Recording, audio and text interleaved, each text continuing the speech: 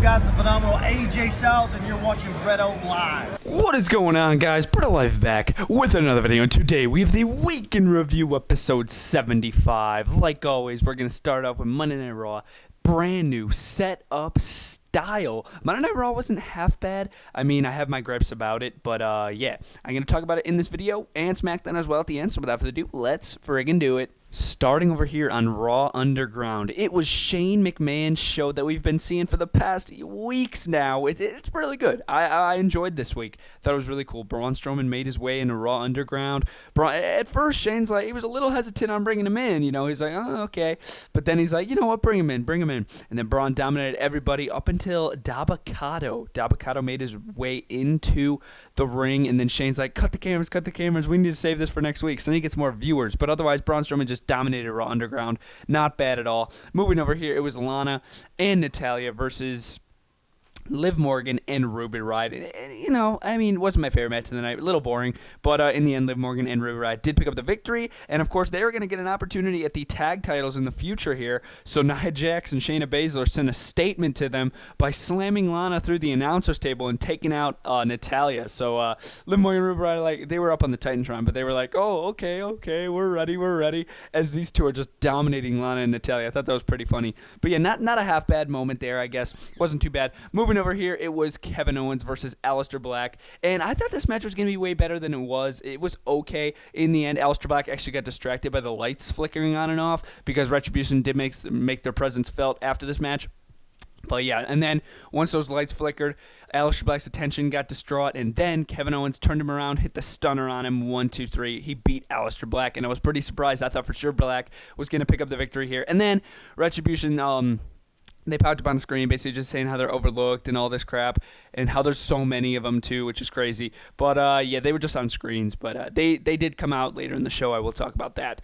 Yeah, but otherwise, it was okay with Kevin Owens and Aleister Black. I really hope they still have another match. I really hope that rivalry is not over with. Moving over here with Cedric Alexander versus Ricochet.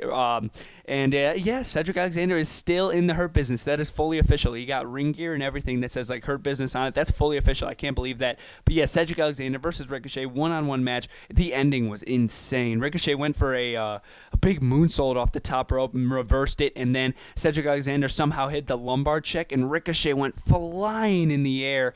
Absolutely insane. I thought that was absolutely awesome, that lumbar check. Definitely one of the best lumbar checks ever, or at least reactions by Ricochet. That was so freaking cool. But then he got pinned 1, 2, 3, and yeah, pretty obvious. I knew Cedric Alexander was going to pick up the victory because, of course, he just joined the Hurt Business. Why would you be making him look bad? Moving over here, it was Seth Rollins versus Dominic Mysterio in a steel cage match, and this was probably the most interesting match of the night. I was a big fan of this match. Yeah, amazing match, hard hitting, sending each other into the steel stairs. Some second guessing moments where I thought Dominic was actually going to win this one, but in the end, Seth Rollins had the curb stomp, not once, but twice on Dominic, picked up the victory. And earlier in the match, Buddy Murphy actually slammed the door on Seth Rollins on accident because he thought it was Dominic because he wasn't really looking at what he was doing. But yeah, he thought it was Dominic. He slammed the door on Seth Rollins because, of course, Seth Rollins was trying to escape. And Seth Rollins told Buddy Murphy not to come out to the ringside during this match. And then right after the match, of course, as I said, Seth Rollins did pick up the victory. He took out Buddy Murphy. I'm not sure if he fully turned on him. It seemed like it to me, but I don't know if it's going to seem like it to Buddy Murphy. I think Buddy Murphy's going to be like, oh, I'm still the disciple, right? And all this crap, because he's delusional. But yeah, Seth Rollins did send him into the barricade and then into the steel, slammed him with the steel door to the steel cage. So yeah, he pretty much turned on Buddy Murphy. And, yeah, that was pretty freaking crazy. And I don't know, again, as I said, I don't know if Buddy Murphy's going to take that lightly or if he's going to turn back on Seth Rollins. Hopefully he does. We need to see a match between those two. That would be insane. Moving over here is the Brand Invitational, the Smackdown Live Tag Team Champions versus the Raw Tag Team Champions in a tag team match, of course. Cesaro, really? Come on. Well, yes, as you guys just saw, he was doing the uppercut to Montez Ford. But, yeah, not a half-bad match at all. I mean, the ending was a little weird, I thought. Angelo Dawkins kind of just had a frog splash on Shinsuke Nakamura, and then it was over. I'm like, whoa, it's over? What? It kind of caught me off guard that this match was over at that early. But yeah, the Raw Tag Champs did reign supreme, obviously, because they're on Monday Night Raw. Why wouldn't they? But yeah, it wasn't a half-bad match. I think it could have been better, to be honest. Moving over here was Mickie James versus Asuka for the Raw Women's Championship, and I was not expecting Mickie James to win this match at all, but the ending was very, very interesting. Asuka did lock in the Asuka lock on Mickie James, and something had to have been wrong with Mickie James. People were saying like she popped out her shoulder for real or something like that. But yeah, I thought that was weird because the ref just rang for the bell. She didn't tap out. She didn't have like a verbal submission at all. So yeah, I guess the ref just rang the bell. I'm like, wait, what the heck just happened? What the heck just happened? But yeah, Asuka did retain, and something could be wrong with Mickie James. And then right after this match, Zelina Vega actually came out, confronted Asuka, and says, I want a chance at the Raw Women's Championship, because Zelina Vega just abandoned Andrade and Angel Garza right before she did this. So that was pretty interesting. But Zelina Vega as a singles competitor, I don't know. We'll have to see. We'll have to see what happens with that. Moving over here, it was supposed to be Keith Lee versus Drew McIntyre, and this match sort of got underway. And yeah, this is absolutely insane. Check out the setup, guys. Freaking crazy. But yeah, Keith Lee versus Drew McIntyre, they were hyping it up all show, how friends turn bitter rivals because the title is on the line. If Keith Lee won, he would get an opportunity at the title if Randy Orton can't compete at Clash of Champions, which obviously Randy Orton's going to be at Clash of Champions. But yeah, this match wasn't half bad up until Retribution came out and just ruined this match. They just started taking out Keith Lee, taking out Drew McIntyre, and then the Hurt Business came out because, of course, they voluntarily said to Adam Pearce that they will try to take care of the Hurt Business. They did put up a fight. Hurt Business definitely put up a fight against Retribution, but then as the Hurt Business and Retribution were fighting out here, here comes Keith Lee, here comes Drew McIntyre over the top rope, landing on freaking everybody, and I'm like, oh my god, and then the show ended. I thought it was really cool, but yeah, the Hurt Business did hold their own against the Retribution. I thought for sure they were going to get taken down right away, but no, they held their own against Retribution, and then Keith Lee and Drew McIntyre jumped on everybody and took out everybody. I thought that was an awesome way to end the show. Just one more look at that, dude. That's insane. One more look at that. I love that setup, to be honest with you guys. That is so cool. But yes, guys, that was Monday Night Raw. If I were to rate Raw here, I can give it a 7 out of 10. Thought it was a little boring at some points. The matches honestly could have been a little better. But yeah, here we're going to go into SmackDown.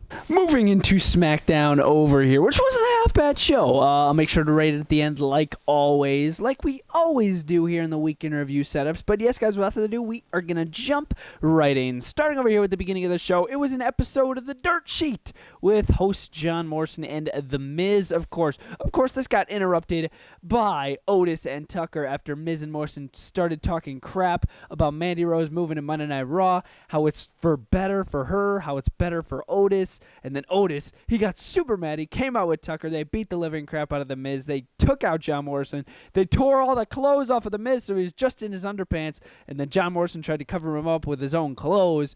As they walked away, Tucker and Otis were in the ring celebrating, but then later in the show, they actually got served with a lawsuit. So Miz and Morrison, this was basically part of their master plan. Otis will get sued because he attacked The Miz and Morrison during it was like a news show. That's what they're basically calling The Dirt Sheet, like a news show. And he attacked The Miz during that show. So they're holding a lawsuit against Otis. So Otis needs to find a lawyer, according to Tucker, so then they could fight this and maybe win it. But yeah, I thought that was pretty interesting. Not too bad. Moving over here, it was Nikki Cross versus Lacey Evans in a one-on-one match, which wasn't half bad, I guess. It was kind of a boring match, to be honest with you. Pretty obvious that Nikki Cross was going to win this one because we still have to see Nikki Cross versus Bayley at Clash of Champions, of course. And I am looking forward to that match. But yeah, this match wasn't too bad. Nikki Cross did pick up the victory, but after the match, Lacey Evans actually approached Alexa Bliss, who was on commentary supporting Nikki Cross, and then Lacey Evans actually mentioned The Fiend. And basically, when you mention The Fiend around Alexa Bliss, things do not end well for you. She will hit a Sister Abigail on you and leave you dead in the ring and walk away with a 1,000,000-mile stare, which is super, super interesting. But yeah, that's basically exactly what she did. Lacey Evans mentioned The Fiend. Boom, Sister Abigail to her, just like similar to what happened last week with Nikki Cross. I thought that was very, very interesting. Moving over here, it was Sasha Banks in the Performance Center. She was basically just saying, or basically her reaction to Bayley turning on her, and she was basically just saying how, of course, because she was in the Performance Center, how they walked the halls, how they were trying to pave the way, and then Bayley attacked her during the interview, and she wasn't able to hit another chair shot to her neck. Mr. T actually came in and punched Bayley in the kidding, but yeah, brand new Mr. T figure. Check that bad boy out. video coming soon to the channel. But yeah, not half bad here in the interview. But yeah, Bayley wasn't able to take out Sasha Banks again. I mean, she did take her out, but not like completely. But yeah, just please. Bayley and Nikki Cross needs to happen at Clash of Champions. Bayley retains, and then we see maybe at TLC, maybe in the Cell, I'm not sure, Sasha Banks versus Bayley for the title. Sasha Banks picks up the title. I cannot wait for that to happen. Moving over here, it was Sami Zayn versus AJ Styles in a one-on-one match. Not a half-bad match up until the end. AJ Styles actually cheated to win. Turnabout is fair play. First, Sami Zayn tried to grab the tights to pick up the victory, and then AJ Styles grabbed the tights to pick up the victory, and he actually picked up the victory. So AJ Styles reigned supreme. He did pick up the victory over Sami Zayn, and then after the match, Jeff Hardy came out. He attacked freaking everybody. Jeff Hardy attacked freaking everybody. He took out Sami Zayn, took out AJ Styles, and then he hopped on top of a ladder.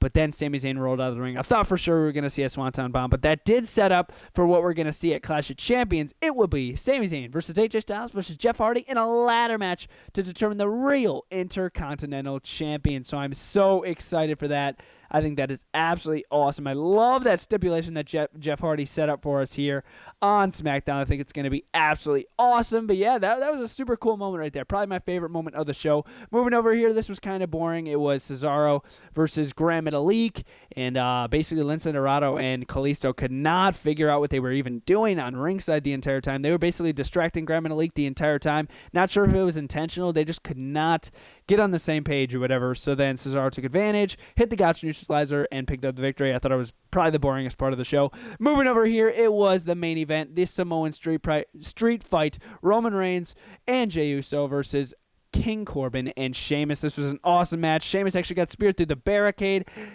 Jey Uso got sent through a table.